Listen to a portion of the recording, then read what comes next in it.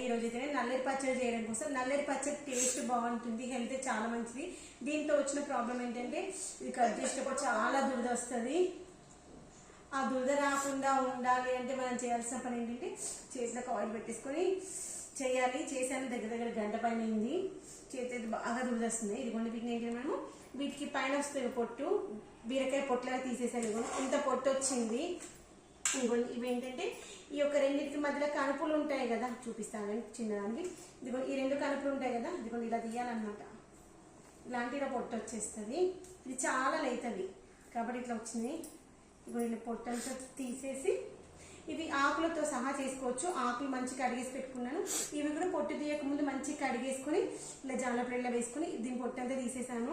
ఈ రెండు కనుపులకు మధ్యలో ఉంటే చూడండి, ఇవన్నిటిని ఇలా సపరేట్ చేసి పెట్టుకున్నా కట్ చేసి. వీటిని మళ్ళీ భూమిలో పెడితే మళ్ళీ తిరిగి గ్రోత్ అవుతాయి అనమాట.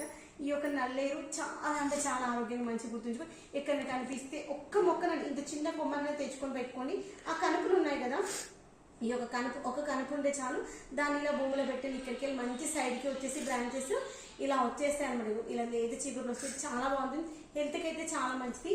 ఈ యొక్క నల్లేరు వల్ల ఉపయోగాలు ఏంటంటే విరిగినటువంటి ఎముకలు ఉంటాయి కదా బొక్కలు, వాటిని కూడా అతికించేటువంటి కూడా ఈ యొక్క నల్లేరుకు ఉంటుందంట. తర్వాత ఈ రోజుల్లో ఏజ్తో సంబంధం లేకుండా చిన్న పిల్లలని ముసలి వాళ్ళ వరకు అందరికీ ఉన్న సమస్య మోకాళ్ళ సమస్య కదా, ఆ యొక్క మోకాళ్ళ సమస్య కూడా ఇది చాలా బాగా పనిచేస్తుందండి.